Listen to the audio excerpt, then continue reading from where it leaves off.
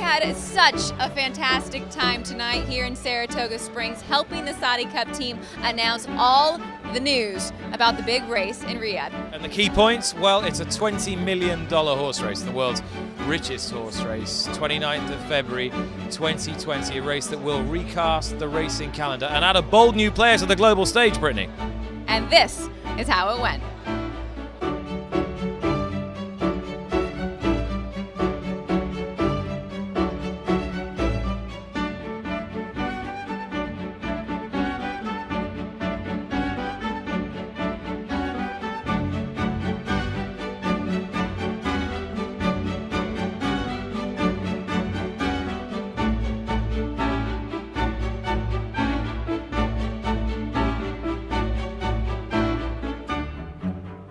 Your Royal Highnesses, ladies and gentlemen, a very good evening. Thank you very much, first of all, for braving the slightly erratic weather this evening. We got a fantastic turnout, and thank you very much for coming here.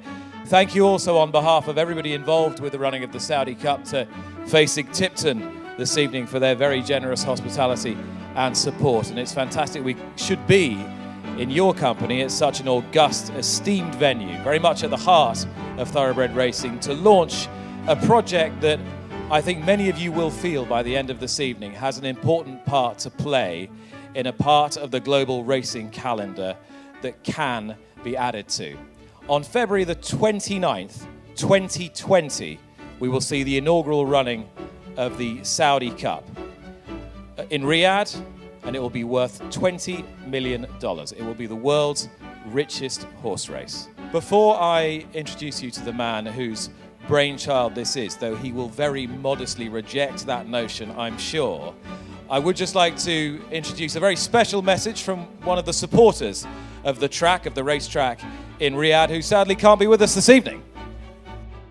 Hello, Prince Panda, and hello, everyone. Well, it was short, but it was very sweet. It was Frankie Dettori, ladies and gentlemen. And don't worry, we did get our money's worth. We will be hearing far more from the man who's won 12 Group All Grade 1 races since the end of May, a little bit later. And I know how much he's looking forward to riding in the first edition of the Saudi Cup. So please extend a warm welcome to the man who is behind this project, His Royal Highness Prince Bandar.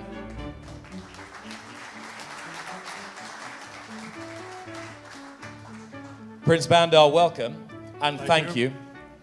You must be incredibly excited about putting the Kingdom of Saudi Arabia on the thoroughbred racing map to an even greater extent. Just tell us how the idea came about. Well, first of all, I'd like to welcome everybody here tonight. Thank you for coming, and thank you for our hosts here. And as expected, I will call you on. This is not my idea. This has been something that the whole board was working on for over a year and a half now. And right from His Majesty the King and the Crown Prince, they're all behind this race, and they're the real force behind it. So what was your question? Just tell us a bit about the history and heritage of the thoroughbred in Saudi Arabia, because whilst we may not associate the kingdom with being a home of thoroughbred racing, it is in fact something that goes back quite a long way. Well, I mean, horses have been part of the culture of that part of the world for a good 3,000 years now. And as you know, thoroughbreds are almost two-thirds Arab, so it's very much close to our culture, our history, and our literature. Thoroughbred racing as it is today extends about 60 years in the Kingdom of Saudi Arabia. And my father would hate if I say that, but 60 years ago he was a jockey racing in the Kingdom of Saudi Arabia at 10 years old. And the way they used to race back then was 4 kilometers, 5 kilometers straight line through valleys, and you'd never see where the race starts. You'd only gather at the finish line. There were no saddles, just reins, and they just went for it. And that's how it started in the Kingdom of Saudi Arabia.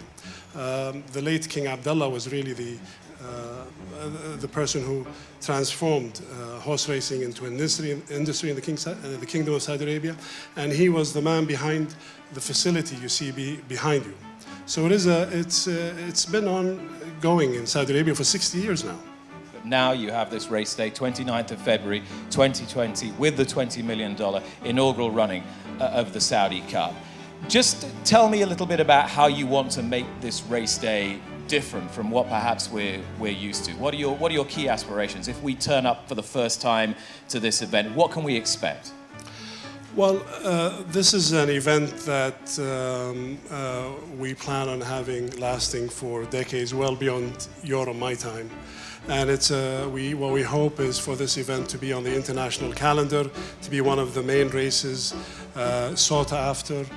Prize money will always be a factor when you come there, but we're very proud with our facilities. I think we have a dirt track second to none, which is a secret that not many people know about, but we're very, very proud. And we also would like it to be an opportunity for people to come and visit that part of the world, see the culture, see the people, understand it, and this is among many other events that the Kingdom is embarking on the sports side.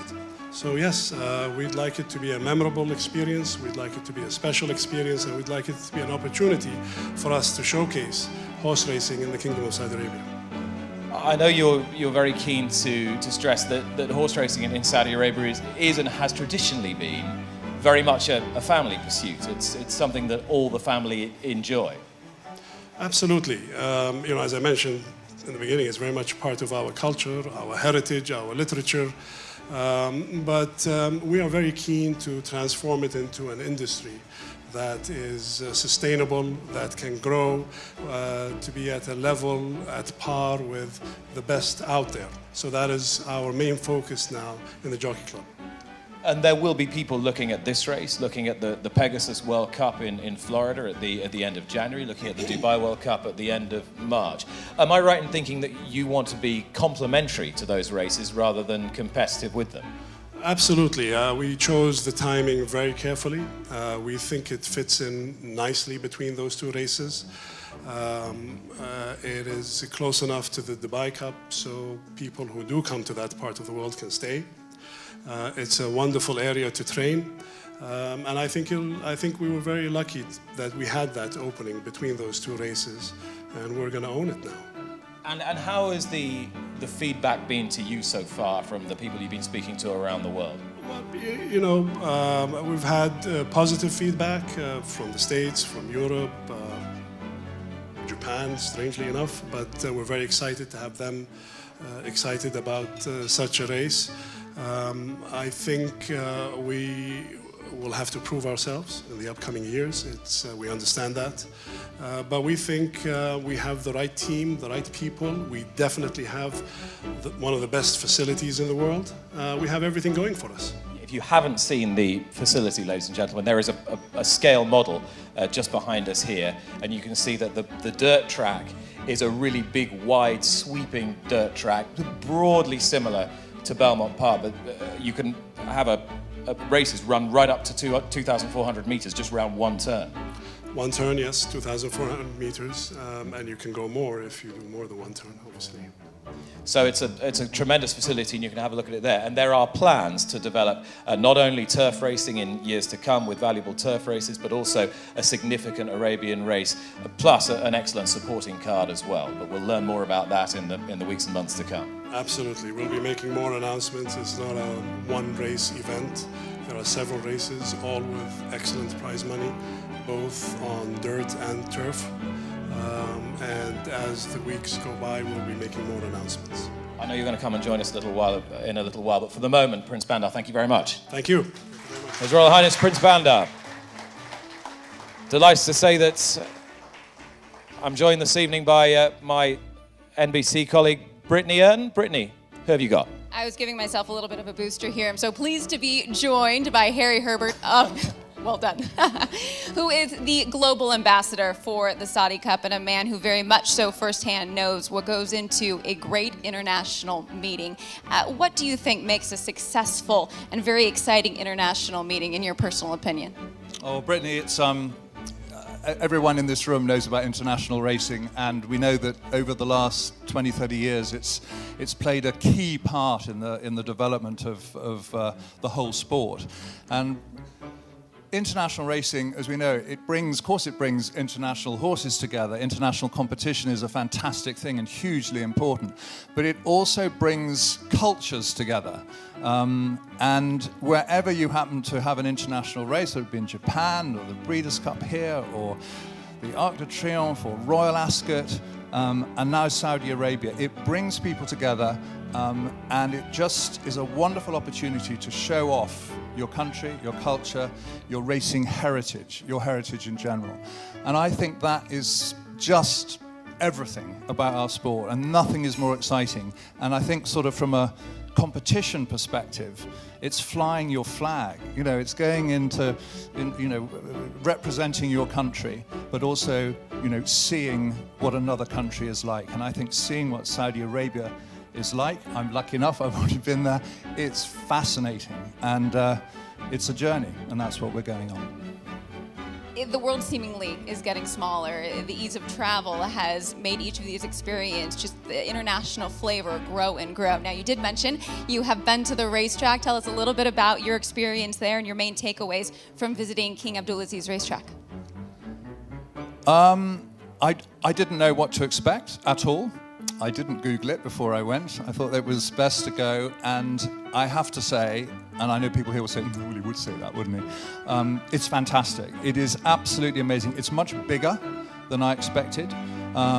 It's an incredible racetrack, amazing viewing, fabulous, wide sweeping turns, and it's stunning. I mean, this is an absolute true representation of what it is like. And it's wonderful facilities, fantastic quarantine facilities, literally short walk from the quarantine onto the main track, and well, all sorts of other things too. To talk about an equine hospital, which obviously has to be seen to be believed. So no expense has been spared in this, and I think it is incredibly exciting. And I think when folks have a chance to look at this scale model, it'll give you a pretty good example, but obviously nothing like actually going there. Visit it to see it. And I would like to bring up a man that has been very integral in the Saudi Cup launch and who can speak vastly about this incredible facility. Please, a round of applause, please welcome up His Royal Highness Prince Abdullah.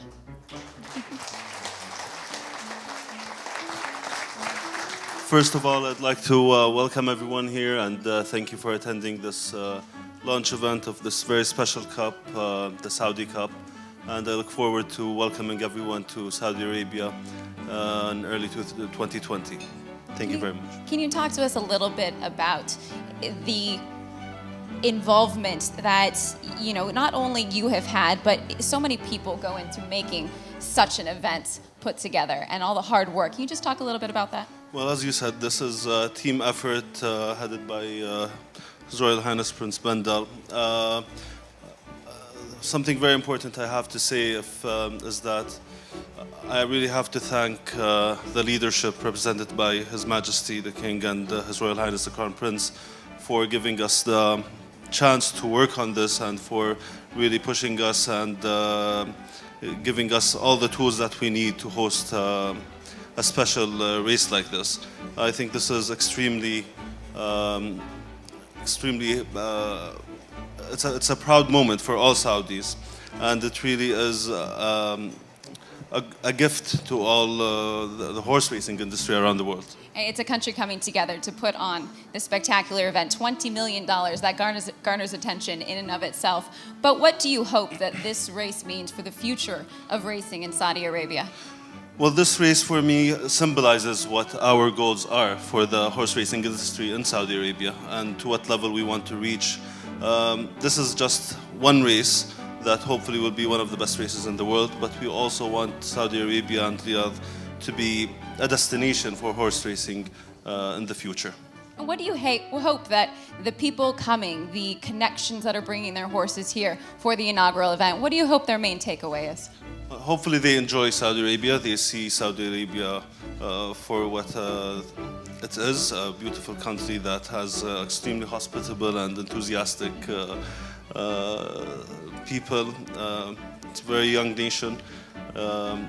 We are looking forward to host this event, and hopefully they can enjoy the races and also enjoy everything that the kingdom has to provide. Undoubtedly an incredible day of racing it will be, with $20 million on the line. As Nick said, if you haven't had the opportunity to come and see the model, please do so. But I will hand it off to you, Nick, as I know you're welcoming in a very special guest. I will do welcome our very special guest in just a few moments' time. But I was just musing there, Brittany and Prince Abdullah, that if you finished 10th in the first running of the Saudi Cup, you would net yourself $100,000. So I'm at the moment scratching around for a horse who I can bring to finish. I think he might correct you, actually. 200,000. 200,000. Any? I mean, we could. Any advance on 200? And a round of applause. We're just sticking at 200. We are at the sales, but not an auction house. $200,000 for 10th place. My word. It might tempt my next guest out of retirement, ladies and gentlemen. Mr. Gary Stevens, please welcome the legendary Hall of Fame jockey that is here. I think you're safe, but I know you're looking forward to going to King Abdullah's racetrack and just taking it in, because it's been a while since you went. Tell me about your first experience of Saudi Arabia. Well, I've won the King's Cup once, won the Princess Cup twice, and it's been some years since I've been over there. Things are a lot different now, not only with the Saudi racing, but the facility that is now there. I'm excited to go back, and the Saudi people are very, very proud of their racing. And as Prince Bandar had said, it's a family day. And I'm looking forward to my trips in and out. Literally, we're in and out. And I'm looking forward to going there and spending a bit of time. And you were saying to me that even when you rode at the former racetrack with a surface that was laid then, you said how good the dirt surface was, and now we're a few removes further forward. Yeah, I mean, it was great surface, very safe surface back then, but they've taken it to a different level now with the sand and wood chip mixture that's involved with this racetrack. Takes little bit of it, holds the moisture, the kickback. Talked to Frankie Dettori, who gave us that brief little. I mean, it was brilliant. It was brilliant, wasn't it? That's Frankie. I can't believe he was at a loss for words. He must have been in a hurry to go somewhere, but he'll be back in a little bit. And Frankie's told me that it's unbelievable to ride on. The kickback, very little. You can sit in there and ride a race. Well, I tell you what, stay there and just ease your way to one side for a second, because the great man did furnish us with a few more tidbits than just hello, how are you? Sadly couldn't be here this evening because of his many and varied commitments, but this is what he had to say more specifically about the track. I caught up with him at Goodwood last week. Well, over the last 3 decades, Frankie Dettori has won just about every big race on the global stage. What about adding the $20 million inaugural running of the Saudi Cup? And Frankie, you've had experience riding the dirt track in Riyadh. Just tell us about it. Yes, I rode in the old track, then they built this new track about 15 years ago, around that time. And basically it's a replica of the Belmont, very unusual for a dirt track, where we have a mile and a quarter with one bend. And you know, in all the dirt tracks that I've ridden around the world, it's probably the best surface. Horses can really come from the back. It's not much kickback. In general, I ride with only one pair of goggles, and it just gives horses closers a better chance. They face the kickback really well, and it's a wonderful track. So it is fair. We know it'll attract plenty of top-class American dirt horses, but if you had a versatile turf horse, would you chance them on that, perhaps? I've rode several European horses, grass horses on it, and really adapted really well. Like I said, the big difference is the kickback is not that harsh, so horses can face it. And like I said, if your horse coming from behind, you can do that on that track. Big wide sweeping bend and just over 2.5 furlongs straight, so a proper track. And I would imagine, knowing you, that you will be on the lookout between now and February to find yourself a ride. Absolutely, yeah, because I want to be in the lineup. I've been going there for years, so I'm very well known around that circuit, and it's a great idea, and let's hope to get a good mount. And Gary, how important is it for a jockey, however long you've been around and however much you've dominated the top flight, to be riding big race winners across the globe and not just in your own country? Well, I find that kind of funny that he said he's well known on that circuit. He's the most famous jockey I think we've had since probably Bill Shoemaker. Just recognizable to everyone. And when you're on a roll like Frankie's on right now, 12 Group 1s in 2 months is just unheard of. And when you get in that mode, you feel like you can pick horses up and carry them. And that's what he's literally doing. But the combination of John Gosden and Frankie Dettori is something that I'm enjoying this summer right now, watching it all. And you're back in the groove after a few years away from the microphone. You're back in the groove as a Fox analyst working here for NYRA. How are you enjoying the summer? It's going great. They're doing a super job, and I enjoy it. It took me a little longer to get back in the groove, being behind a microphone, than it did when I came back out of retirement for the third time in 2012. It was like riding a bicycle, but the first time that something a little funny happened in Cadet Boom, I was back into it. I think it was like race riding. The more adversity there is, the better we enjoy it. Well, you're sure better at this job than I would be at your old job. I can tell you that. Gary, just one final question for you as regards the specific demands of this race. 9 furlongs, mile and 1/8, 1,800 meters on the dirt. If there is a horse right now in the world who is best suited to taking the lion's share of $20 million, who is it? Oh, I kind of liked McKenzie's race the other day.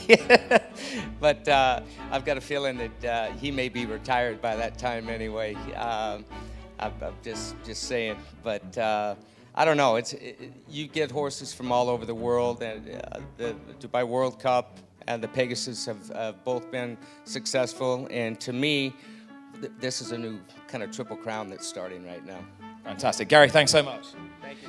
Gary Stevens. Brittany's come to rejoin us. I thought... $20 million. That might keep Mackenzie out of retirement. They're not going to keep that. That's surely incentive enough. Those 3 races to keep the horse in training. And of course, that's another great angle. What are you most looking forward to? What intrigues you the most about this? Well, it's 1, somewhere I've never been before. 2, the prize money, obviously, $20 million. And I think the international affair, it's so wonderful to see these countries compete against each other with the best of the best, and that's what this race is going to draw. I mean, I know, Prince Bandar, that you're very keen to look after the connection. Would you come and have another quick word with us? That you're very keen to look after the connections Constantly feeling short here. Of the horses and everybody here today, and to make sure that their experience, not just in terms of watching the racing, but the experience of the country as a whole is a fulfilling one. Absolutely. We would like people to experience all of Saudi Arabia. So we will have a very easy way to visit there. You just go to the website, buy your tickets, your visas are issued automatically, and should you choose to do something other than go and see a race and leave, we will have many options for packages, tours, whether you're interested in historical sites. I mean, half the biblical stories are in that part of the world. I mean, whether you want to see nature, the Red Sea, you want to dive, you want to see Madain Saleh, you want to see the empty quarter, the largest desert in the world. Some people want to go and see that. It's magnificent. You want to see an oil well? We have many of those. Whatever you want. I mean, it's all there. So yeah, absolutely. I just chalk Brittany up for oil well visit. Definitely not the deep sea dive. I will not be a part of that. Skydiving, you said earlier, we could get involved in as well. There are many sports there. So whatever people are into, you can find someone who will cater to your service. Yeah, absolutely. Enjoy the horse race, but also explore the country. Yeah, and explore the country. And how is it going to be for women at the Saudi Cup this year in terms of what they can dress and so forth? I always get the question about women being from Saudi. Oddly enough, horse racing in Saudi Arabia is the oldest sport that included women in it. In fact, equestrian sports as a whole. I mean, I know this firsthand. We have Olympic women riders in show jumping. My daughter is into show jumping. We do have many Saudi women owners, race owners. We have yet to have a Saudi woman jockey. And for some reason, it just hasn't been. That is something they could do, Absolutely, theoretically? absolutely. And I'm almost certain there's going to be a couple of women riders during that weekend in Saudi. I mean, how enticing would that be? Haley Turner, Nicola, to get these women out here for such an impressive, prestigious race, and to make a name for themselves on the international scene as well as women riding in a race in Saudi Arabia. I'm just intrigued not only as to the human participants, but which equine participants will take their chance in this year's. Can I just interrupt? We're getting an interjection from the ambassador. Yes, ambassador. Sorry, can't keep me away from the microphone. Tom Lute is with me, and we have, it's like sort of hot off, come up, stand on up here, Tom. Hot off the press news, because having read your interview the other day in the magazine, and obviously your boss is very keen to compete internationally, Tom, and you were telling me just now that the mighty Gronkowski, second in the Dubai World Cup, second in the Belmont, is, if he's fit and well, will run.